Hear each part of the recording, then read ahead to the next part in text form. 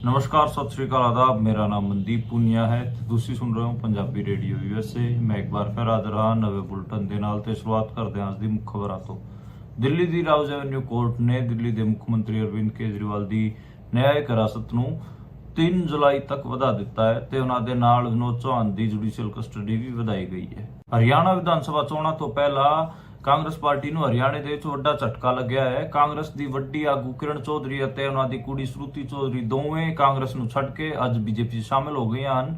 ਦੋਵੇਂ ਚੌਧਰੀ ਬੰਸੀ ਲਾਲ ਨਾਲ ਰਿਲੇਟਡ ਹਨ। ਆਮ ਆਦਮੀ ਪਾਰਟੀ ਦੀ ਵੱਡੀ ਆਗੂ ਅਤੇ ਦਿੱਲੀ ਦੀ ਵਾਟਰ ਸਪਲਾਈ ਮਿਨਿਸਟਰ ਅਤੀਸ਼ੀ ਮਾਰਲੇਨਾ ਨੇ ਅੱਜ ਮੀਡੀਆ ਨੂੰ ਦੱਸਿਆ ਹੈ ਕਿ ਉਹਨਾਂ ਨੇ ਇੱਕ ਲੈਟਰ ਪ੍ਰਧਾਨ ਮੰਤਰੀ ਨਰਿੰਦਰ ਮੋਦੀ ਨੂੰ ਲਿਖਿਆ ਹੈ, ਜਿਹਦੇ 'ਚ ਉਹਨਾਂ ਨੇ ਕਿਹਾ ਹੈ ਕਿ ਦਿੱਲੀ ਨੂੰ ਉਸਦੇ ਹੱਕ ਦਾ ਪਾਣੀ ਮਿਲਣਾ ਚਾਹੀਦਾ, ਭਾਵੇਂ ਉਹ ਹਰਿਆਣੇ ਤੋਂ ਲੈ ਕੇ ਦੇਣ ਜਾਂ ਫਿਰ ਕਿਸੇ ਹੋਰ ਤੋਂ ਲੈ ਕੇ ਦੇਣ। ਉਹਨਾਂ ਨੇ ਕਿਹਾ ਕਿ ਜੇ ਦਿੱਲੀ ਨੂੰ 21 ਜੂਨ ਤੱਕ ਪਾਣੀ ਨਾ ਮਿਲਿਆ ਤਾਂ ਫਿਰ ਉਹ ਸੱਤਿਆਗ੍ਰਹਿ ਕਰਨਗੇ ਤੇ ਉਹ ਭੁੱਖ ਹੜਤਾਲ ਤੇ ਬੈਠਣਗੇ। ਉੱਤਰ ਪ੍ਰਦੇਸ਼ ਤੋਂ ਇੱਕ ਵਾਰ ਫਿਰ ਤੋਂ ਮੌਬ ਲਿੰਚਿੰਗ ਦੀ ਖਬਰ ਆਈ ਹੈ। ਉੱਤਰ ਪ੍ਰਦੇਸ਼ ਦੇ ਅਲੀਗੜ੍ਹ ਸ਼ਹਿਰ 'ਚ ਇੱਕ ਮੁਸਲਮਾਨ ਮੁੰਡਾ ਆਪਣੇ ਦੋਸਤ ਨੂੰ ਮਿਲਣ ਗਿਆ ਸੀ ਤੇ ਉੱਥੇ ਉਹਨੂੰ ਚੋਰ ਸਮਝ ਕੇ ਲੋਕਾਂ ਨੇ ਕੁੱਟ-ਕੁੱਟ ਕੇ ਮਾਰ ਦਿੱਤਾ ਹੈ। ਕਾਂਗਰਸ ਪਾਰਟੀ ਦੇ ਵੱਡੇ ਆਗੂ ਰਾਹੁਲ ਗਾਂਧੀ ਕੇਰਲ ਦੀ ਵਾਇਨਾਡ ਸੀਟ ਨੂੰ ਛੱਡਣਗੇ ਅਤੇ ਉੱਤਰ ਪ੍ਰਦੇਸ਼ ਦੀ ਰਾਏਬਰੇਲੀ ਸੀਟ ਤੋਂ ਹੀ ਸੰਸਦ ਰਹਿਣਗੇ।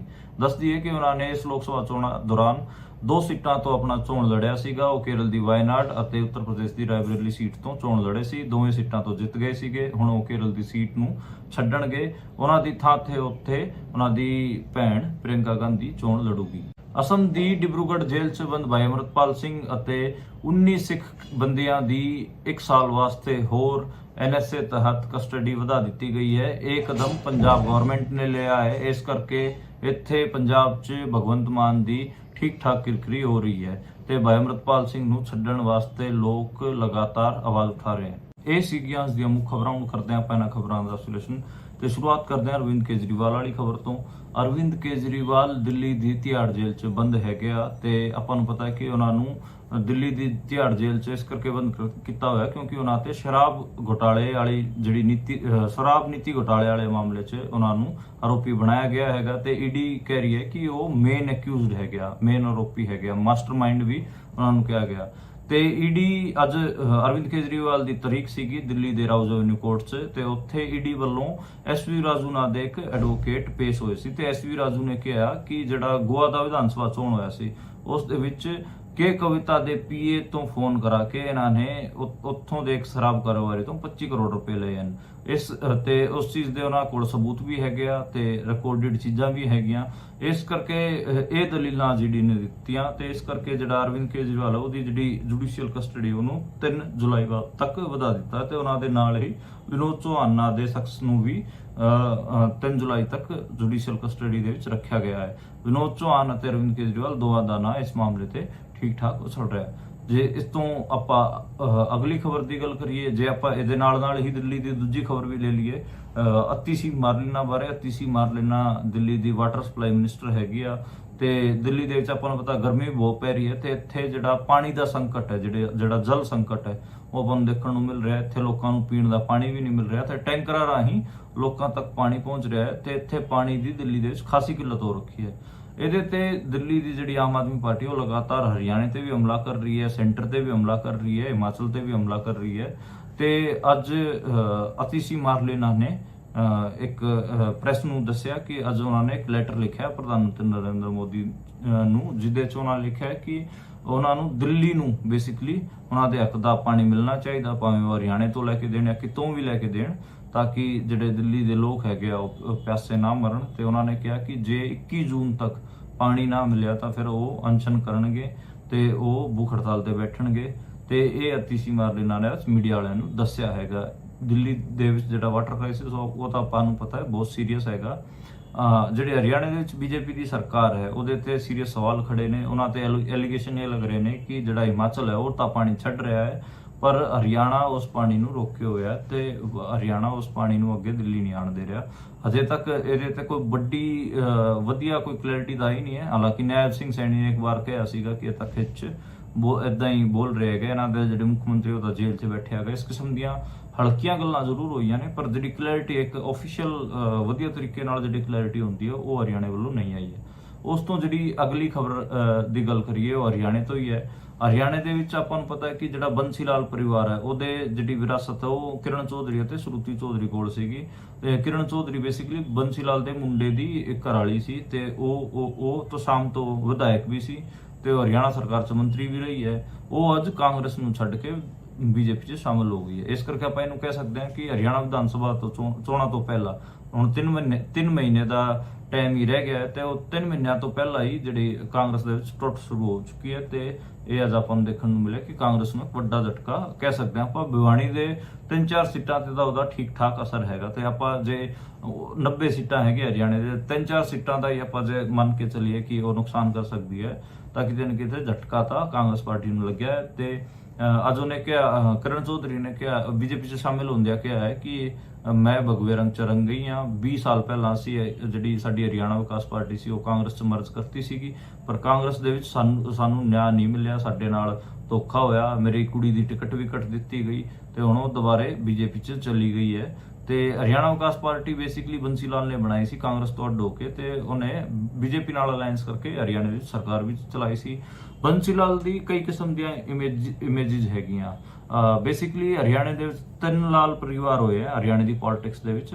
ਇੱਕ ਤਾਂ ਹੈ ਭਜਨ ਲਾਲ ਦਾ ਪਰਿਵਾਰ, ਦੇਵੀ ਲਾਲ ਦਾ ਪਰਿਵਾਰ ਤੇ ਬੰਸੀ ਲਾਲ ਦਾ ਪਰਿਵਾਰ। ਸਭ ਤੋਂ ਪਹਿਲਾਂ ਜਿਹੜਾ ਮੁੱਖ ਮੰਤਰੀ ਬਣਿਆ ਸੀ ਹਰਿਆਣੇ ਦਾ ਮੁੱਖ ਮੰਤਰੀ ਬਣਿਆ ਉਹ ਬਣਿਆ ਬੰਸੀ ਲਾਲ। ਉਸ ਤੋਂ ਬਾਅਦ ਦੇਵੀ ਲਾਲ ਮੁੱਖ ਮੰਤਰੀ ਬਣਿਆ ਦੂਜਾ ਤੇ ਤੀਜਾ ਭਜਨ ਲਾਲ ਮੁੱਖ ਮੰਤਰੀ ਬਣਿਆ।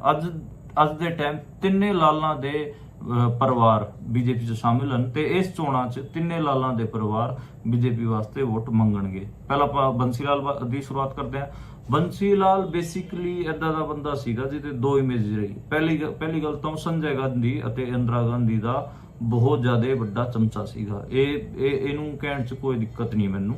ਹਾਲਾਂਕਿ ਹਰਿਆਣੇ ਦੇ ਵਿੱਚ ਇਹਦੇ ਤੇ ਖਾਸਾ ਇਸ਼ੂ ਰੋਲਾ ਪਊਗਾ, ਲੋਕ ਕਹਿਣਗੇ ਕਿ ਤੁਸੀਂ ਕਿਉਂਕਿ ਹਰਿਆਣੇ ਦੇ ਵਿੱਚ ਇੱਕ ਛਵੀ ਬੰਸੀ ਲਾਲ ਦੀ ਵਿਕਾਸ ਪੁਰਸ਼ ਦੀ ਵੀ ਬਣਾਈ ਗਈ ਹੈ ਪਰ ਉਹ ਛਵੀਆਂ ਦਾ ਆਪਾਂ ਨੂੰ ਪਤਾ ਹੈ ਕਿ ਕਿਸ ਕਿਸਮ ਦਾ। ਹਾਲਾਂਕਿ ਬੰਸੀ ਲਾਲ ਬਹੁਤ ਏਦਾਂ ਡਿਵੈਲਪਮੈਂਟਲ ਵਾਲਾ ਸੀਗਾ, ਉਹਦੇ ਦਿਮਾਗ 'ਚ ਹੁੰਦਾ ਸੀਗਾ ਤੇ ਕੋਈ ਫਿਲਮਾਂ ਕੋਈ ਗਾਣੇ ਕੁਝ ਨਹੀਂ ਦੇਖਦਾ ਸੀਗਾ। ਇੱਕ ਵਾਰ ਤਾਂ ਜਿਹੜੀ ਉਸ ਟਾਈਮ ਦੀ ਵੱਡੀ ਐਕਟਰੈਸ ਸੀ ਨਰਗਿਸ, ਉਹ ਉਹਨੂੰ ਮਿਲਣ ਆ ਗਈ ਤੇ ਕੋਈ ਕੰਮ ਵਾਸਤੇ ਆਈ ਸੀ ਤੇ ਬੰਸੀ ਲਾਲ ਨੇ ਉਹਦੇ ਕੰਨੀ ਅੱਖਾਂ ਵੀ ਨਹੀਂ ਠਾ ਕੇ ਦੇਖੀਆਂ ਤੇ ਉਹਦਾ ਤੇ ਜਦੋਂ ਨਰਗਿਸ ਰਾਜ ਸਭਾ 'ਚ ਗਈ ਕਈ ਸਾਲ ਬਾਅਦ, ਮਤਲਬ ਘੱਟੋ ਘੱਟ 20 ਸਾਲ ਬਾਅਦ, ਉਦੋਂ ਉਹ ਬੰਸੀ ਲਾਲ ਨੂੰ ਦੁਬਾਰੇ ਮਿਲੀ। ਬੰਸੀ ਲਾਲ ਵੀ ਰਾਜ ਸਭਾ 'ਚ ਸੀਗੇ। ਉਦੋਂ ਨਰਗਿਸ ਨੇ ਕਿਹਾ ਬੰਸੀ ਲਾਲ ਨੂੰ ਕਿ ਮੈਂ ਜੀ 20 ਸਾਲ ਪਹਿਲਾਂ ਆਈ ਸੀ ਤੁਹਾਡੇ ਕੋਲ ਕੰਮ ਲੈ ਕੇ, ਤੁਸੀਂ ਅੱਖਾਂ ਵੀ ਨਹੀਂ ਚੱਕੀਆਂ ਤੇ ਜੀ ਮੈਂ ਜਾਣਦਾ ਨਹੀਂ ਸੀਗਾ। ਏਦਾਂ ਇੱਕ ਵਾਰ ਉਹਨਾਂ ਨੂੰ ਰਾਜ ਕਪੂਰ ਨੂੰ ਮਿਲਾਇਆ ਗਿਆ ਤਾਂ ਉਹ ਇੰਟਰੋਡਕਸ਼ਨ ਕਰਾਇਆ ਗਿਆ ਜੀ ਇਹ ਰਾਜ ਕਪੂਰ ਹੈ ਗਿਆ ਤੇ ਬੰਸੀ ਲਾਲ ਨੇ ਕਿਹਾ ਕਿ ਅੱਛਾ ਜੀ ਇਹ ਕੀ ਕਰਦੇ ਨੇ ਤੇ ਫਿਰ ਦੱਸਿਆ ਗਿਆ ਕਿ ਇਹ ਫਿਲਮਾਂ ਦੇ ਸਟਾਰ ਹੈ ਬਹੁਤ ਵੱਡੇ। ਜਿਹੜਾ ਬੰਸੀ ਲਾਲ ਸੀ ਉਹਨੇ ਸਿਰਫ ਇੱਕ ਫਿਲਮ ਦੇਖੀ ਸੀ ਅਮਰਕੋਟਨਿਸ ਦੀ ਅਮਰ ਗਾਥਾ, ਉਹ ਵੀ ਸਰਕਾਰੀ ਕਿਸਮ ਦੀ ਫਿਲਮ ਸੀਗੀ, ਉਹ ਇੱਕ ਫਿਲਮ ਦੇਖੀ। ਉਸ ਤੋਂ ਇਲਾਵਾ ਬੰਸੀ ਲਾਲ ਨੇ ਫਿਲਮ ਨਹੀਂ ਦੇਖੀ ਸੀ। ਜਦੋਂ ਐਮਰਜੈਂਸੀ ਦਾ ਦੌਰ ਸ਼ੁਰੂ ਹੁੰਦਾ ਹੈ ਉਦੋਂ ਸੰਜੇ ਗਾਂਧੀ ਦੇ ਬਹੁਤ ਨੇੜੇ ਚਲਾ ਜਾਂਦਾ ਹੈ ਬੰਸੀ ਲਾਲ ਤੇ ਜਿਹੜੇ ਹਰਿਆਣੇ ਦੇ ਵਿੱਚ, ਉੱਤਰ ਪ੍ਰਦੇਸ਼ ਦੇ ਵਿੱਚ, ਪੰਜਾਬ ਦੇ ਵਿੱਚ ਜਿਹੜੇ ਐਮਰਜੈਂਸੀ ਦੌਰਾਨ ਲੋਕਾਂ ਦੇ ਆਪਾਂ ਕਹੀਏ ਕਿ ਜਿਹੜੇ ਆਗੂ ਸੀਗੇ ਲੋਕਾਂ ਦੇ, ਉਹਨਾਂ ਦੀ ਗ੍ਰਿਫਤਾਰੀਆਂ ਹੋਣ ਜਾਂ ਫਿਰ ਲੋਕਾਂ ਤੇ ਤਸ਼ੱਦਦ ਢਾਣ ਵਾਲੇ ਜਿੰਨੇ ਵੀ ਇਨਸੀਡੈਂਟ ਸੀ ਉਹਦੇ 'ਚ ਬੰਸੀ ਲਾਲ ਦਾ ਮੇਨ ਨਾਂ ਸੀਗਾ। ਤੇ ਪੰਜਾਬ ਨਾਲ ਜਿਹੜਾ ਕਨਫਲਿਕਟ ਤਿੱਖਾ ਕੀਤਾ ਹਰਿਆਣੇ ਦਾ, ਉਹਦੇ 'ਚ ਵੀ ਬੰਸੀ ਲਾਲ ਦਾ ਇੱਕ ਵੱਡਾ ਰੋਲ ਮੰਨਿਆ ਜਾਂਦਾ ਹੈ। ਉਸ ਤੋਂ ਜੇ ਆਪਾਂ ਦੂਜੇ ਲਾਲ ਦੀ ਗੱਲ ਕਰੀਏ, ਅੱਜ ਪਹਿਲਾਂ ਤਾਂ ਬੰਸੀ ਲਾਲ ਦੇ ਪਰਿਵਾਰ ਬਾਰੇ ਗੱਲ ਕਰੀਏ। ਪਰ ਬੰਸੀ ਲਾਲ ਦੇ 2 ਬੇਟੇ ਸੀਗੇ, ਸੁਰਿੰਦਰ ਸਿੰਘ ਤੇ ਇੱਕ ਹੋਰ ਸੀਗਾ OBC ਰਣਬੀਰ ਮਹਿੰਦਰਾ। ਉਹ BCCI 'ਚ ਇੰਟਰਸਟਿਡ ਸੀਗਾ, ਪੋਲਿਟਿਕਸ ਉਹ ਤੋਂ ਹੋਈ ਨਹੀਂ ਤੇ ਸੁਰਿੰਦਰ ਸਿੰਘ ਪੋਲਿਟਿਕਸ ਕਰਦਾ ਹੁੰਦਾ ਸੀਗਾ ਤੇ ਉਹਦਾ ਇੱਕ ਹੈਲੀਕਾਪਟਰ ਕ੍ਰੈਸ਼ 'ਚ ਉਹਦੀ ਡੈਥ ਹੋ ਗਈ ਸੀਗੀ। OP ਜਿੰਦਲ ਅਤੇ ਉਹ ਸੀਗੇ ਦੋਵੇਂ ਜਾ ਰਹੇ ਸੀਗੇ, ਦੋਵਾਂ ਦੀ ਡੈਥ ਹੋ ਗਈ ਸੀਗੀ।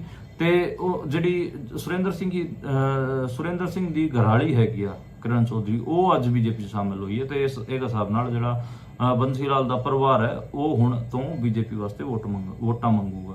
ਹੁਣ ਆਪਾਂ ਗੱਲ ਕਰਦੇ ਹਾਂ ਦੇਵਲਾਲ ਦੀ। ਦੇਵਲਾਲ ਦਾ ਜਿਹੜਾ ਇੱਕ ਮੁੰਡਾ ਚੌਧਰੀ ਰਣਜੀਤ ਸਿੰਘ ਚੌਟਾਲਾ, ਉਹ ਹਿਸਾਰ ਤੋਂ ਬੀਜੇਪੀ ਦੀ ਟਿਕਟ ਤੋਂ ਚੋਣ ਲੜਿਆ ਸੀਗਾ। ਆਪਾਂ ਨੂੰ ਪਤਾ ਦੁਸ਼ਯੰਤ ਚੌਟਾਲੇ ਨੇ ਤੇ ਉਹਨਾਂ ਨਾਲ ਜਿਹੜਾ ਦੇਵਲਾਲ ਦਾ ਪੜਪੋਤਾ ਸੀਗਾ ਉਹਨੇ ਤਾਂ ਸਰਕਾਰ ਵੀ ਚਲਾਈ ਹੈ ਰਲ ਕੇ ਇਹਨਾਂ ਨਾਲ, ਬੀਜੇਪੀ ਨਾਲ। ਤੇ ਹੁਣ ਰਣਜੀਤ ਸਿੰਘ ਚੌਟਾਲਾ ਓਮ ਪ੍ਰਕਾਸ਼ ਚੌਟਾਲਾ ਤੋਂ ਦੂਜੇ ਨੰਬਰ ਦਾ ਮੁੰਡਾ ਹੈਗਾ ਦੇਵਲਾਲ ਦਾ ਤੇ ਉਹ ਕਿਤੇ ਨਾ ਕਿਤੇ ਹੁਣ ਅੱਜ ਦੇ ਟਾਈਮ ਬੀਜੇਪੀ ਵਾਸਤੇ ਵੋਟਾਂ ਮੰਗ ਰਿਹਾ ਹੈ। ਤੇ ਦੇਵਲਾਲ ਨੂੰ ਇਹ ਮੰਨਿਆ ਜਾਂਦਾ ਸੀ ਲੋਕਾਂ ਦਾ ਆਗੂ ਹੈਗਾ, ਬਹੁਤ ਸਾਰੇ ਅੰਦੋਲਨ ਕੀਤੇ, ਇੱਕ ਬਹੁਤ ਲੇਟ ਉਹ ਮੁੱਖ ਮੰਤਰੀ ਬਣੇ ਸੀਗੇ, ਉਹਨਾਂ ਦੀ ਇੱਕ ਠੀਕ ਠਾਕ ਏਜ ਹੋ ਗਈ ਸੀਗੀ ਤੇ ਬੰਸੀ ਲਾਲ ਬਾਰੇ ਹੋਰ ਵੀ ਚੀਜ਼ਾਂ ਹੈ, ਮਤਲਬ ਦੇਵੀ ਲਾਲ ਨੂੰ ਲੋਕ ਇਹ ਮੰਨਦੇ ਹੈਗੇ ਉਹ ਕਿਸਾਨ ਆਗੂ ਸੀਗੇ ਤੇ ਉਹਨਾਂ ਦਾ ਜਿਹੜਾ ਜ਼ਿਆਦਾ ਸਮਾਂ ਹੈ ਉਹ ਲੋਕਾਂ ਦੇ ਅੰਦੋਲਨਾਂ 'ਚ ਹੀ ਬੀਤਿਆ। ਬਾਅਦ 'ਚ ਆਪਾਂ ਨੂੰ ਪਤਾ ਹੈ 80s ਅਤੇ 90s ਦੇ ਵਿੱਚ ਇੰਡੀਆ ਦੀ ਪੋਲਿਟਿਕਸ ਦੇ ਵਿੱਚ ਵੱਡੇ ਫਿਗਰ ਬਣ ਗਏ ਸੀ। ਜਿਹੜੀ ਜਨਤਾ ਪਾਰਟੀ ਦੀ ਸਰਕਾਰ ਬਣੀ ਉਹਦੇ 'ਚ ਉਹ ਡਿਪਟੀ ਪ੍ਰਾਈਮ ਮਿਨਿਸਟਰ ਵੀ ਹੋਏ, ਹਰਿਆਣੇ ਦੇ ਮੁੱਖ ਮੰਤਰੀ ਪਹਿਲਾਂ ਰਹੇ ਸੀਗੇ। ਬਾਅਦ 'ਚ ਉਹਨਾਂ ਦੇ ਪਰਿਵਾਰ 'ਚ ਫੈਕਸ਼ਨ, ਆਪਾਂ ਨੂੰ ਪਤਾ ਹੈ ਕਿ ਉਹਨਾਂ ਦਾ ਕੋਈ ਮੁੰਡਾ ਕਾਂਗਰਸ 'ਚ ਚਲਿਆ ਗਿਆ ਸੀ, ਕੋਈ ਬੀਜੇਪੀ 'ਚ ਚਲਿਆ ਗਿਆ ਸੀਗਾ। ਉਹਨਾਂ ਦਾ ਜੇ ਅੱਜ ਦੇ ਟਾਈਮ ਦੀ ਆਪਾਂ ਗੱਲ ਕਰੀਏ, ਉਹਨਾਂ ਦੇ ਪਰਿਵਾਰ ਅੱਧੇ ਤੋਂ ਜ਼ਿਆਦਾ ਪਰਿਵਾਰ ਉਹਨਾਂ ਦਾ ਬੀਜੇਪੀ 'ਚ ਅੱਜ ਦੇ ਟਾਈਮ ਹੈ ਤੇ ਇਸ ਇਲੈਕਸ਼ਨਾਂ 'ਚ ਦੇਵਲਾਲ ਦਾ ਪਰਿਵਾਰ ਵੀ ਬੀਜੇਪੀ ਵਾਸਤੇ ਵੋਟਾਂ ਮੰਗੂਗਾ। ਤੀਜੇ ਪਰਿਵਾਰ ਦੀ ਗੱਲ ਕਰੀਏ, ਚੌਧਰੀ ਭਜਨ ਲਾਲ ਵੀ ਹਰਿਆਣੇ ਦੇ ਮੁੱਖ ਮੰਤਰੀ ਹੁੰਦੇ ਸੀਗੇ। ਉਹਨਾਂ ਦੀ ਅੱਡ ਕਿਸਮ ਦੀ ਇਮੇਜ ਰਹੀ ਹੈ, ਉਹ ਖਾਓ ਔਰ ਖਾਣੇ ਦੋ ਵਾਲੇ ਕਨਸੈਪਟ ਤੇ ਯਕੀਨ ਕਰਦੇ ਸੀਗੇ। ਭਜਨ ਲਾਲ ਨੇ ਵੀ ਪੰਜਾਬ ਨਾਲ ਆਪਣਾ ਕਨਫਲਿਕਟ ਤੇਜ਼ ਕੀਤਾ, ਇਹਦੇ ਬਾਰੇ ਵੀ ਆਪਾਂ ਨੂੰ ਠੀਕ ਠਾਕ ਪਤਾ ਹੈ। ਏਦਾਂ ਹੀ ਜਿਹੜਾ ਭਜਨ ਲਾਲ ਕਰੈਕਟਰ ਸੀਗਾ ਉਹਨੂੰ ਕਿਹਾ ਜਾਂਦਾ ਸੀਗਾ ਉਹ ਐਮਐਲਏਜ਼ ਨੂੰ ਤੋੜ ਲੈਂਦੇ ਸੀਗੇ, ਕਰਪਸ਼ਨ ਦੇ ਇੰਨੇ ਉਲਟ ਨਹੀਂ ਸੀਗੇ। ਭਜਨ ਲਾਲ ਕਿਤੇ ਨਾ ਕਿਤੇ ਹਰਿਆਣੇ ਦੇ ਮੁੱਖ ਮੰਤਰੀ ਪਹਿਲੀ ਵਾਰ ਜਦੋਂ ਬਣੇ ਸੀ ਉਦੋਂ ਵੀ ਦੇਵਲਾਲ ਦੀ ਸਰਕਾਰ ਤੋੜ ਕੇ ਉਹ ਮੁੱਖ ਮੰਤਰੀ ਬਣੇ ਸੀਗੇ। ਉਸ ਤੋਂ ਇਲਾਵਾ ਉਹਨਾਂ ਨੇ ਦੇਵਲਾਲ ਦੀ ਇੱਕ ਵਾਰ ਹੋਰ ਸਰਕਾਰ ਤੋੜੀ 80s ਦੇ ਵਿੱਚ ਤੇ ਭਜਨ ਲਾਲ ਆਖਰ 'ਚ ਭੁਪਿੰਦਰ ਸਿੰਘ ਹੁੱਡਾ ਨੇ ਉਹਨਾਂ ਨੂੰ ਰਿਪਲੇਸ ਕੀਤਾ ਸੀ। ਉਹਨਾਂ ਦੇ ਜਿਹੜੇ ਮੁੰਡੇ ਹੈਗੇ ਕੁਲਦੀਪ ਬਿਸ਼ਨੋਈ, ਉਹਨਾਂ ਨੇ ਬੀਜੇਪੀ ਪਾਰਟੀ ਜੁਆਇਨ ਕਰ ਲਈ ਸੀਗੀ ਤੇ ਉਹ ਇਸ ਵਾਰ ਜਿਹੜਾ ਭਜਨ ਲਾਲ ਪਰਿਵਾਰ ਵੀ ਆਪਾਂ ਕਹੀਏ ਤੇ ਕੁਲਦੀਪ ਬਿਸ਼ਨੋਈ ਉਹ ਵੀ ਇਸ ਵਾਰ ਜਿਹੜੇ ਕੀ ਹੈਗਾ ਹਰਿਆਣੇ ਦੇ ਵਿੱਚ ਵੋਟਾਂ ਬੀਜੇਪੀ ਵਾਸਤੇ ਮੰਗਣਗੇ। ਇਹ ਤਿੰਨ ਲਾਲਾਂ ਦੀ ਕਹਾਣੀ ਸੀ, ਬੰਸੀ ਲਾਲ, ਭਜਨ ਲਾਲ, ਦੇਵੀ ਲਾਲ ਤੇ ਏਦਾਂ ਹੀ ਚੌਥਾ ਲਾਲ ਇੱਕ ਹੋਰ ਹੋਇਆ ਹਰਿਆਣੇ ਦੀ ਪੋਲਿਟਿਕਸ ਜਿਹੜਾ ਮੁੱਖ ਮੰਤਰੀ ਬਣਿਆ, ਉਹ ਹੈਗਾ ਮਨੋਹਰ ਲਾਲ। ਆਪਾਂ ਨੂੰ ਪਤਾ ਕਿ ਕਿੰਨਾ ਬਦਨਾਮ ਰਿਹਾ, ਪਿਛਲੇ 9.5 ਸਾਲ ਉਹਨੇ ਰਾਜ ਕੀਤਾ ਹਰਿਆਣੇ ਤੇ। ਅੱਜ ਦੇ ਟਾਈਮ ਸੈਂਟਰ 'ਚ ਮਿਨਿਸਟਰ, ਉਹ ਤਾਂ ਬੀਜੇਪੀ 'ਚ ਹੈ ਹੀ। ਤੇ ਹਰਿਆਣੇ ਦੇ ਪੋਲਿਟਿਕਸ ਦੇ ਵਿੱਚ 4 ਲਾਲ ਹੋਏ, ਚਾਰੇ ਆਖਰ 'ਚ ਕਿਤੇ ਨਾ ਕਿਤੇ ਬੀਜੇਪੀ ਦੇ ਕੰਮ ਆ ਰਹੇ ਹਨ। ਤੇ ਹੁਣ ਜੇ ਆਪਾਂ ਇਸ ਤੋਂ ਅਗਲੀ ਖਬਰ ਦੀ ਗੱਲ ਕਰੀਏ, ਉਹ ਹੈਗੀ ਆ ਕਾਂਗਰਸ ਪਾਰਟੀ ਦੇ ਵਿੱਚ ਕਿਰਨ ਚੌਧਰੀ ਦੇ ਜਾਣ ਦਾ ਕੀ ਰਿਐਕਸ਼ਨ ਦੇਖਣ ਨੂੰ ਆਪਾਂ ਨੂੰ ਮਿਲਿਆ।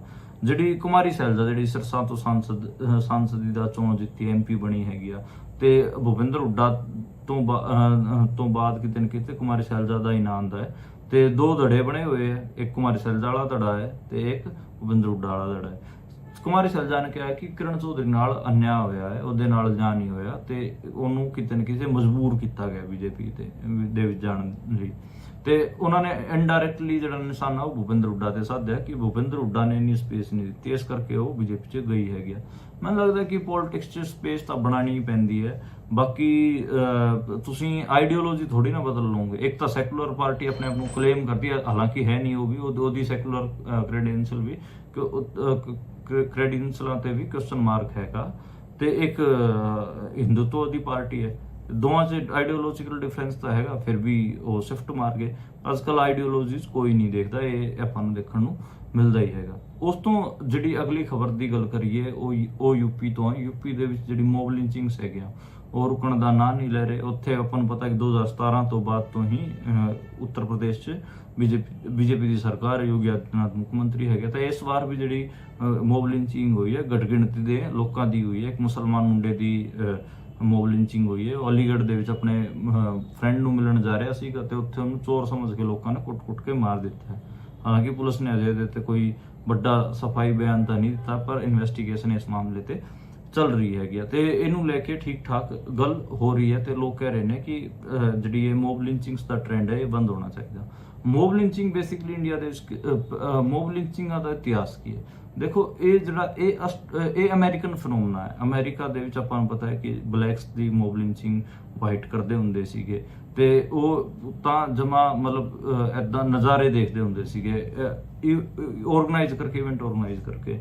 ਤੇ ਏਦਾਂ ਹੀ ਇੰਡੀਆ ਦੇ ਵਿੱਚ ਜਿਵੇਂ ਕਈ ਥਾਵਾਂ ਤੇ ਆਪਾਂ ਕੀ ਮਹਿਲਾਵਾਂ ਦੀ ਮੌਬ ਲਿੰਚਿੰਗ ਵੀ ਹੁੰਦੀ ਹੈ, ਡਾਇਨ ਕਹਿ ਕੇ ਜਾਂ ਫਿਰ ਆਪਾਂ ਚੁੜੈਲ ਕਹਿ ਕੇ। ਏਦਾਂ ਹੀ ਇੰਡੀਆ ਦੇ ਵਿੱਚ ਰਿਲੀਜਨ ਦੇ ਨਾਤੇ ਘੱਟ ਗਿਣਤੀ ਦੇ ਜਿਹੜੇ ਲੋਕ ਹੈਗੇ, ਮੁਸਲਮਾਨ ਹੋ ਗਏ ਤੇ ਉਹਨਾਂ ਦੀ ਮੌਬ ਲਿੰਚਿੰਗ ਵੀ ਹੁੰਦੀ ਹੈ। ਜਦੋਂ ਆਪਾਂ ਕਹੀਏ ਕਿ ਕਿਸੇ ਘੱਟ ਗਿਣਤੀ ਦੇ ਲੋਕਾਂ ਤੇ ਹਮਲਾ ਕਰਦੇ ਹੈਗੇ ਮੈਜੋਰਿਟੀ ਵਾਲੇ ਲੋਕ, ਉਦੋਂ ਵੀ ਲੋਕਾਂ ਦੀ ਮੌਬ ਲਿੰਚਿੰਗ ਕਰਦੇ ਹੈਗੇ। 84 ਦੇ ਵਿੱਚ ਆਪਾਂ ਨੂੰ ਪਤਾ ਹੈ ਕਿਵੇਂ ਸਿੱਖਾਂ ਦੀ ਮੌਬ ਲਿੰਚਿੰਗ ਹੋਈਆਂ ਸੀ ਦਿੱਲੀ ਦੇ ਵਿੱਚ। ਤੇ ਇਹ ਕਿਤੇ ਨਾ ਕਿਤੇ ਜਿਹੜਾ ਮੌਬ ਲਿੰਚਿੰਗ ਹੈਗਾ ਇਹ ਇੰਡੀਆ ਦੇ ਵਿੱਚ ਵੀ ਹੈਗਾ। ਉਸ ਤੋਂ ਜਿਹੜੀ ਅਗਲੀ ਖਬਰ ਦੀ ਗੱਲ ਕਰੀਏ ਉਹ ਹੈਗੀ ਆ ਰਾਹੁਲ ਗਾਂਧੀ ਬਾਰੇ। ਰਾਹੁਲ ਗਾਂਧੀ ਕੇਰਲ ਦੀ ਸੀਟ ਜਿਹੜੀ ਵਾਇਨਾਡ ਸੀਟ ਤੋਂ ਚੋਣ ਲੜੇ ਸੀ, ਉਹ ਜਿੱਤ ਗਏ ਸੀਗੇ, ਤੇ ਰਾਏਬਰੇਲੀ ਦੀ ਸੀਟ ਤੋਂ ਵੀ ਚੋਣ ਲੜੇ, 2 ਸੀਟਾਂ ਤੋਂ ਚੋਣ ਲੜੇ ਸੀ, ਰਾਏਬਰੇਲੀ ਦੀ ਸੀਟ ਤੋਂ ਵੀ। ਕਾਇਦੇ ਅਨੁਸਾਰ ਹੁਣ ਉਹ ਸਿਰਫ ਇੱਕ ਸੀਟ ਤੋਂ ਹੀ ਐਮਪੀ ਰਹਿ ਸਕਦੇ ਨੇ, ਇੱਕ ਸੀਟ ਉਹਨਾਂ ਨੂੰ ਛੱਡਣੀ ਪਊਗੀ, ਤੇ ਉਹਨਾਂ ਨੇ ਕੇਰਲ ਦੀ ਵਾਇਨਾਡ ਸੀਟ ਛੱਡਣ ਦਾ ਫੈਸਲਾ ਲਿਆ। ਕਈ ਦਿਨਾਂ ਪਹਿਲਾਂ ਬੁਲੇਟਿਨ 'ਚ ਮੈਂ ਦੱਸਿਆ ਸੀਗਾ ਕਿ ਇਹ ਹੋਣ ਜਾ ਰਿਹਾ, ਉੱਥੇ ਵੀ ਬਾਈ ਇਲੈਕਸ਼ਨ ਹੋਊਗਾ, ਤੇ ਮੈਂ ਇਹ ਵੀ ਦੱਸਿਆ ਸੀਗਾ ਵਾਇਨਾਡ ਦੀ ਸੀਟ ਹੀ ਛੱਡਣਗੇ ਉਹਨਾਂ ਵਾਸਤੇ। ਉੱਤਰ ਪ੍ਰਦੇਸ਼ ਦੀ ਸੀਟ ਕ੍ਰਿਟੀਕਲ ਹੈ, ਜ਼ਰੂਰੀ ਹੈ ਕਿ ਇੱਕ ਤਾਂ ਉਹ ਵਿਰਾਸਤ ਵੀ ਹੈ, ਤੇ ਦੂਜਾ ਉਹ ਹਿੰਦੀ ਹਾਰਟਲੈਂਡ 'ਚ ਕਾਂਗਰਸ ਦੀ ਪੋਲਿਟਿਕਸ ਨੂੰ ਪਸਾਰਨਾ ਚਾਹੁੰਦੇ ਹੈਗੇ ਆ, ਤੇ ਹੁਣ ਉਹ ਛੱਡ ਰਹੇ ਹਨ। ਹਾਲਾਂਕਿ ਵਾਇਨਾਡ ਨੇ ਉਹਨਾਂ ਦਾ ਉਸ ਟਾਈਮ ਸਾਥ ਦਿੱਤਾ ਸੀਗਾ ਜਦੋਂ ਉਹ ਉੱਤਰ ਪ੍ਰਦੇਸ਼ ਤੋਂ ਆਪਣੀ ਅਮੇਠੀ ਦੀ ਸੀਟ ਆ ਰਹੇ ਸੀਗੇ, ਯਾਨੀ ਕਿ ਵਾਇਨਾਡ ਤੋਂ ਉਸ ਟਾਈਮ ਉਹ ਐਮਪੀ ਚੁਣ ਕੇ ਗਏ ਸੀਗੇ, ਯਾਨੀ ਕਿ ਮਾੜੇ ਟਾਈਮ ਰਾਹੁਲ ਗਾਂਧੀ ਦਾ ਸਾਥ ਵਾਇਨਾਡ ਨੇ ਦਿੱਤਾ ਸੀਗਾ। ਤੇ ਇਸੇ ਮੱਦੇਨਜ਼ਰ ਰਾਹੁਲ ਗਾਂਧੀ ਨੇ ਕਿਹਾ ਹੈ ਕਿ ਮੈਂ ਵਾਇਨਾਡ ਸੀਟ ਛੱਡਤਾ ਰਿਹਾ, ਪਰ ਮੇਰੀ ਥਾਂ ਤੇ ਉੱਥੇ ਜਿਹੜੇ ਗਾਂਧੀ ਪਰਿਵਾਰ ਤੋਂ ਹੀ ਪ੍ਰਿਯੰਕਾ ਗਾਂਧੀ ਚੋਣ ਲੜੂਗੀ। ਗਾਂਧੀ ਪਰਿਵਾਰ ਨਹੀਂ ਚਾਹੁੰਦਾ ਕਿ ਜਿਹੜਾ ਗਾਂਧੀ ਪਰਿਵਾਰ ਨਾਲ ਮਾੜੇ ਟਾਈਮ ਤੇ ਖੜਿਆ ਹੋਇਆ ਉਹਨੂੰ ਏਦਾਂ ਹੀ ਛੱਡ ਦਈਏ, ਪਰ ਇਹਨੂੰ ਤੁਸੀਂ ਪਰਿਵਾਰਵਾਦ ਵੀ ਕਹੋ। ਤੁਹਾਡੀ ਮਾਂ ਜਿਹੜੇ ਮਾਤਾ ਜੀ ਹੈ ਉਹ ਵੀ ਰਾਜ ਸਭਾ ਸਾਂਸਦ ਹੈਗੇ, ਤੁਸੀਂ ਰਾਏਬਰੇਲੀ ਤੋਂ ਸਾਂਸਦ ਹੋਗੇ, ਤੁਹਾਡੀ ਜਿਹੜੀ ਭੈਣ ਹੈ ਉਹ ਹੁਣ ਵਾਇਨਾਡ ਤੋਂ ਸਾਂਸਦ ਹੋ ਜਾਊਗੀ, ਤੁਹਾਡੇ ਪਰਿਵਾਰ 'ਚ ਕੋਈ ਇੱਕ ਅੱਧਾ ਹੋਰ ਬਚਿਆ ਹੋਇਆ ਉਹਨੂੰ ਵੀ ਚੋਣ ਲੜਾ ਦਿਓ, ਤੇ ਉਹ ਵੀ ਕਿਤੇ ਨਾ ਕਿਤੋਂ ਸਾਂਸਦ ਹੋ ਜਾਊਗਾ। ਤੁਸੀਂ ਇਹ ਪਰਿਵਾਰਵਾਦ ਤੇ ਜਿਹੜਾ ਨਵ ਸਾਮੰਤਵਾਦ ਹੈ, ਨਿਓ ਫਿਊਡਲਿਜ਼ਮ ਹੈ, ਇਹਦੇ ਤੇ ਕੋਈ ਗੱਲ ਨਹੀਂ ਕਰਦਾ। ਤੁਸੀਂ ਏਦਾਂ ਸ਼ੋਅ ਕਰੋ ਤੁਸੀਂ ਜਿਹੜੀ ਪ੍ਰੋਗਰੈਸਿਵ ਪੋਲਿਟਿਕਸ ਇੰਡੀਆ ਦੇ ਉਹਦੇ ਟੋਰਚ ਬੇਰਰ ਹੋ, ਨਹੀਂ ਹੋ ਅਜੇ। ਤੁਹਾਡੇ ਜਿਹੜੇ ਬਹੁਤ ਸਾਰੇ ਜਿਹੜੇ ਪ੍ਰੋਗਰੈਸਿਵ ਪੋਲਿਟਿਕਸ ਵਾਸਤੇ ਜਿਹੜੇ ਕ੍ਰੈਡੈਂਸ਼ੀਅਲ ਹੈਗੇ ਉਹ ਚੈਲੰਜਡ ਹੈਗੇ ਰਾਹੁਲ ਗਾਂਧੀ ਦੇ, ਇਸ ਕਰਕੇ ਮਤਲਬ ਮੈਨੂੰ ਤਾਂ ਕੋਈ ਇਹਦੇ 'ਚ ਪ੍ਰੋਗਰੈਸਿਵ ਸਟੈਪ ਲੱਗਦਾ ਨਹੀਂ, ਪਰ ਬਹੁਤ ਸਾਰੇ ਲੋਕ ਇੱਥੇ ਇੰਡੀਆ ਦੇ ਵਿੱਚ ਜਿਹੜਾ ਲਿਬਰਲ ਸੈਕਸ਼ਨ ਹੈ ਖਾਸ ਕਰ ਉਹ ਤਾਂ ਸੈਲੀਬ੍ਰੇਟ ਕਰ ਰਹੇ। ਇਸ ਤੋਂ ਜਮਾ ਅਗਲੀ ਜਿਹੜੀ ਖਬਰ ਉਹ ਇਸ ਤੋਂ ਜਮਾ ਅੱਡ ਕੰਟਰਾਸਟ ਦੀ ਹੈ, ਉਹ ਹੈਗੀ ਆ ਅਸਮ ਦੇ ਵਿੱਚ ਜਿਹੜੇ NSA ਦੇ ਤਹਿਤ ਭਾਈ ਅਮਰਤਪਾਲ ਸਿੰਘ ਜੇਲ੍ਹ 'ਚ ਬੰਦ ਹੈਗੇ ਆ, ਉਹਨਾਂ ਦੀ ਜਿਹੜੀ ਕਸਟਡੀ ਹੈ NSA ਦੇ ਤਹਿਤ ਉਹ 1 ਸਾਲ ਵਾਸਤੇ ਹੋਰ ਵਧਾ ਦਿੱਤੀ ਹੈ, ਤੇ ਉਹ ਪੰਜਾਬ ਸਰਕਾਰ ਨੇ ਵਧਾਈ ਹੈ। ਤੇ ਇਹ ਇੱਕ ਕੰਟਰਾਸਟ ਰਾਹੁਲ ਗਾਂਧੀ ਦੇ ਨਾਲ ਵੀ ਬਣਦਾ ਭਾਈ ਅਮਰਤਪਾਲ ਦਾ, ਤਾਂ ਇੱਕ ਕੰਟਰਾਸਟ ਅਰਵਿੰਦ ਕੇਜਰੀਵਾਲ ਨਾਲ ਵੀ ਬਣਦਾ। ਅਰਵਿੰਦ ਕੇਜਰੀਵਾਲ ਵੀ ਜੇਲ੍ਹ 'ਚ ਬੰਦ ਹੈਗੇ ਆ, ਤੇ ਲੋਕ ਕਹਿ ਰਹੇ ਨੇ, ਲਿਬਰਲ ਸੈਕਸ਼ਨ ਕਹਿ ਰਿਹਾ ਕਿ ਉਹ ਦੇਖੋ BJP ਧੱਕਾ ਕਰ ਰਹੀ ਹੈ, ਪਰ ਅਮਰਤਪਾਲ ਸਿੰਘ ਜੇਲ੍ਹ 'ਚ ਬੰਦ ਹੈਗੇ ਆ। ਆਮ ਆਦਮੀ ਪਾਰਟੀ ਬਾਰੇ ਇੱਥੇ ਬਹੁਤ ਘੱਟ ਲਿਬਰਲ ਕਹਿ ਰਹੇ ਹਨ ਕਿ ਅਮਰਤਪਾਲ ਸਿੰਘ ਨਾਲ ਗਲਤ ਹੋ ਰਿਹਾ ਹੈ, ਉਹਦੇ ਤੇ NSA ਦੇ ਤਹਿਤ ਕਾਰਵਾਈ ਨਹੀਂ ਬਣਦੀ ਸੀਗੀ, ਤੇ ਉਹ ਜਿਹੜੇ ਹੋਰ 19 ਬੰਦੇ ਹੈਗੇ ਜਿਹੜੇ ਕਿ ਅਸਮ ਜੇਲ੍ਹ 'ਚ ਬੰਦ ਹੈਗੇ, ਉਹਨਾਂ ਬਾਰੇ ਵੀ ਕਿਹਾ ਜਾ ਰਿਹਾ ਕਿ ਉਹਨਾਂ ਨੂੰ ਵੀ ਛੱਡਿਆ ਜਾਵੇ। NSA ਲਾਉਣ ਤੇ ਪੰਜਾਬ 'ਚ ਠੀਕ ਠਾਕ ਵਿਰੋਧ ਹੋ ਰਿਹਾ ਹੈ, ਇਹ ਇਸ ਗੱਲ ਦਾ ਆਪਾਂ ਨੂੰ ਪਤਾ ਹੈ ਤੇ ਇਹ ਵੀ ਪਤਾ ਹੈ ਕਿ ਖਡੂਰ ਸਾਹਿਬ ਤੋਂ ਉਹ ਕਿੰਨੀ ਲੀਡ ਨਾਲ ਜਿੱਤੇ ਸੀਗੇ। ਅਸੀਂ ਉਹਨਾਂ ਦਾ ਚੋਣ ਵੀ ਕਵਰ ਕਰਨ ਗਏ ਸੀਗੇ, ਤੇ ਲੋਕਾਂ 'ਚ ਇੱਕ ਉਤਸ਼ਾਹ ਸੀ, ਤੇ ਅਸੀਂ ਪਹਿਲਾਂ ਹੀ ਪ੍ਰੀਡਿਕਟ ਕਰਤਾ ਸੀਗਾ ਕਿ ਉਹ ਚੋਣ ਜਿੱਤ ਰਹੇ ਹਨ, ਤੇ ਉਹ ਵੱਡੇ ਮਾਰਜਨ ਨਾਲ ਜਿੱਤੇ। ਪੰਜਾਬ 'ਚ ਸਭ ਤੋਂ ਵੱਡਾ ਮਾਰਜਨ ਉਹਨਾਂ ਦਾ ਹੀ ਸੀ, ਪਰ ਹੁਣ ਅੱਜ ਦੇ ਟਾਈਮ ਉਹ ਜੇਲ੍ਹ 'ਚ ਹੀ ਹੈਗੇ ਆ, ਸ਼ਪਥ ਵੀ ਨਹੀਂ ਲੈ ਸਕਦੇ, ਆਪਣਾ ਜਿਹੜੀ ਸਹੁੰ ਚੁੱਕਣੀ ਹੁੰਦੀ ਹੈ ਸਾਂਸਦਾਂ ਨੂੰ ਉਹ ਵੀ ਨਹੀਂ ਚੁੱਕ ਸਕਦੇ। ਤੇ ਜਿਹੜੀ ਹਕੂਮਤ ਹੈ ਉਹਨੇ 1 ਸਾਲ ਵਾਸਤੇ, ਪੰਜਾਬ ਦੀ ਹਕੂਮਤ ਨੇ 1 ਸਾਲ ਵਾਸਤੇ ਹੋਰ ਉਹਨਾਂ ਦਾ NSA ਵਧਾ ਦਿੱਤਾ ਹੈ। ਪੰਜਾਬ 'ਚ ਕਿਤੇ ਨਾ ਕਿਤੇ ਜਿਹੜਾ ਅਰਵਿੰਦ ਕੇਜਰੀਵਾਲ ਅਤੇ ਜਿਹੜਾ ਭਗਵੰਤ ਮਾਨ ਹੈ, ਦੋਵਾਂ ਦੀ ਕਿਰਕਰੀ ਹੋ ਰਹੀ ਹੈ। ਕਿਹਾ ਜਾ ਰਿਹਾ ਹੈ ਕਿ ਇਹ ਦੇਖੋ ਕਿੰਨਾ ਗਲਤ ਵਿਵਹਾਰ ਇਹਨਾਂ ਨਵੇਂ ਮੁੰਡਿਆਂ ਨਾਲ ਕਰ ਰਹੇ ਹੈਗੇ ਆ। ਇਹਨਾਂ ਨੇ ਕੋਈ ਏਡਾ ਵੱਡਾ ਕ੍ਰਾਈਮ ਵੀ ਨਹੀਂ ਕੀਤਾ ਸੀ, ਫਿਰ ਵੀ ਉਹਨਾਂ ਨੂੰ ਏਡੀ ਵੱਡੀ ਸਜ਼ਾ ਦੇ ਰਹੇ ਹਨ। ਉਹਨਾਂ ਦੇ ਕ੍ਰਾਈਮ ਤੋਂ ਜ਼ਿਆਦਾ ਵੱਡੀ ਸਜ਼ਾ ਉਹਨਾਂ ਨੂੰ ਦਿੱਤੀ ਜਾ ਰਹੀ ਹੈ। ਇਸ ਕਿਸਮ ਦੀਆਂ ਗੱਲਾਂ ਵੀ ਹੁੰਦੀਆਂ ਨੇ, ਪਰ ਉਹਨਾਂ ਵਾਸਤੇ ਕੋਈ ਪਪੂਲਰ ਵਾਈਸ ਲਿਬਰਲ ਸੈਕਸ਼ਨ ਜਿਵੇਂ ਅਰਵਿੰਦ ਕੇਜਰੀਵਾਲ ਵਾਸਤੇ ਆਉਂਦੀ ਹੈ ਉਹ ਨਹੀਂ ਆਉਂਦੀ। ਜਿਵੇਂ ਲਿਬਰਲ ਸੈਕਸ਼ਨ ਰਾਹੁਲ ਗਾਂਧੀ ਨੂੰ ਪ੍ਰੋਗਰੈਸਿਵ ਪੋਲਿਟਿਕਸ ਦਾ ਟੋਰਚ ਬੇਰਰ ਦੇਖਦਾ ਹੈ, ਤੇ ਉਹਨਾਂ ਨਾਲ ਕੁਝ ਹੁੰਦਾ ਤਾਂ ਜਵਾਬ ਦਿੰਦਾ ਹੈ ਕਿ ਫਿਰ ਉਹਦੇ ਤੇ ਗੱਲ ਕਰਦਾ ਹੈ। ਇੱਦਾਂ ਭਾਈ ਅਮਰਤਪਾਲ ਸਿੰਘ ਬਾਰੇ ਲਿਬਰਲ ਸੈਕਸ਼ਨ ਇੰਡੀਆ ਦਾ ਕੋਈ ਗੱਲ ਨਹੀਂ ਕਰ ਰਿਹਾ, ਤੇ ਇਹ ਵੀ ਇੱਕ ਪਰੇਸ਼ਾਨੀ ਵਾਲੀ ਗੱਲ ਹੈਗੀ ਆ। ਜੇ ਪੋਲੀਟੀਕਲ ਪ੍ਰਿਜ਼ਨਰਸ ਤੇ ਗੱਲ ਕਰਨੀ ਹੈ ਤਾਂ ਫਿਰ ਉਹ ਸਾਰੇ ਪੋਲੀਟੀਕਲ ਪ੍ਰਿਜ਼ਨਰਸ ਤੇ ਗੱਲ ਹੋਊਗੀ। ਤੁਸੀਂ ਸਿਲੈਕਟਡ ਥੋੜੀ ਨਾ, ਤੁਸੀਂ ਸਿਰਫ ਅਰਵਿੰਦ ਕੇਜਰੀਵਾਲ ਅਤੇ ਹੇਮੰਤ ਸੋਰੇਨ ਬਾਰੇ ਗੱਲ ਕਰਕੇ ਰਹਿ ਜਾਓਗੇ। ਜਿਹੜੇ CNRC ਮਾਮਲਿਆਂ ਦੇ ਵਿੱਚ ਮੁਸਲਮਾਨ ਮੁੰਡੇ ਬੰਦ ਹੈਗੇ ਉਹਨਾਂ ਬਾਰੇ ਤੁਸੀਂ ਗੱਲ ਨਹੀਂ ਕਰੋਗੇ। ਜਿਹੜੇ ਸਿੱਖ ਪੋਲੀਟੀਕਲ ਪ੍ਰਿਜ਼ਨਰਸ ਹੈਗੇ ਉਹਨਾਂ ਬਾਰੇ ਤੁਸੀਂ ਗੱਲ ਨਹੀਂ ਕਰੋਗੇ। ਅਮਰਿਤਪਾਲ ਸਿੰਘ ਹੋਰਾਂ ਬਾਰੇ ਤੁਸੀਂ ਗੱਲ ਨਹੀਂ ਕਰੋਗੇ। ਇਦਾਂ ਦਾ ਦੋਗਲਾਪਨ ਠੀਕ ਨਹੀਂ ਹੈ। ਤੁਸੀਂ ਹਿਊਮਨ ਰਾਈਟਸ ਦੀ ਗੱਲ ਕਰ ਰਹੇ ਹੋ ਤਾਂ ਫਿਰ ਹਿਊਮਨ ਰਾਈਟਸ ਤਾਂ ਸਾਰਿਆਂ ਦੇ ਬਣਦੇ ਹੈਗੇ, ਭਾਵੇਂ ਉਹ ਸਿੱਖ ਹੋਣ ਚਾਹੇ ਮੁਸਲਮਾਨ ਹੋ। ਤੁਸੀਂ ਸਿਰਫ ਔਰ ਸਿਰਫ ਹੇਮੰਤ ਸੋਰੇਨ ਅਤੇ ਅਰਵਿੰਦ ਕੇਜਰੀਵਾਲ ਦੀ ਗੱਲ ਕਰਕੇ ਰਹਿ ਜਾਂਦੇ ਹੋ, ਤੇ ਇਸ ਮਾਮਲੇ ਤੇ ਠੀਕ ਠਾਕ ਉਹਨਾਂ ਦਾ ਕ੍ਰਿਟਿਸਿਜ਼ਮ ਵੀ ਬਣਦਾ ਹੈ ਲਿਬਰਲ ਸੈਕਸ਼ਨ ਦਾ। ਤੇ ਇੱਕ ਇਹ ਮੋਟੀਆਂ-ਮੋਟੀਆਂ ਖਬਰਾਂ ਸੀਗੀਆਂ ਅੱਜ ਦੇ ਪੋਲੀਟੀਕਲ ਐਟਮੋਸਫੇਅਰ 'ਚ, ਇੰਡੀਆ ਦੇ ਪੋਲੀਟੀਕਲ ਐਟਮੋਸਫੇਅਰ 'ਚ ਜਿਹੜੀ ਸਭ ਤੋਂ ਜ਼ਿਆਦਾ ਚਰਚਾ 'ਚ ਸੀਗੀਆਂ। ਅਸੀਂ ਉਹਨਾਂ ਬਾਰੇ ਗੱਲ ਕੀਤੀ ਤੇ ਕੱਲ ਆਪਾਂ ਦੁਬਾਰਾ ਫੇਰ ਮਿਲਾਂਗੇ ਨਵੇਂ ਖਬਰਾਂ ਨਾਲ, ਨਵੇਂ ਬੁਲਟਨ ਨਾਲ। ਤੁਸੀਂ ਦੇਖਦੇ ਅਤੇ ਸੁਣਦੇ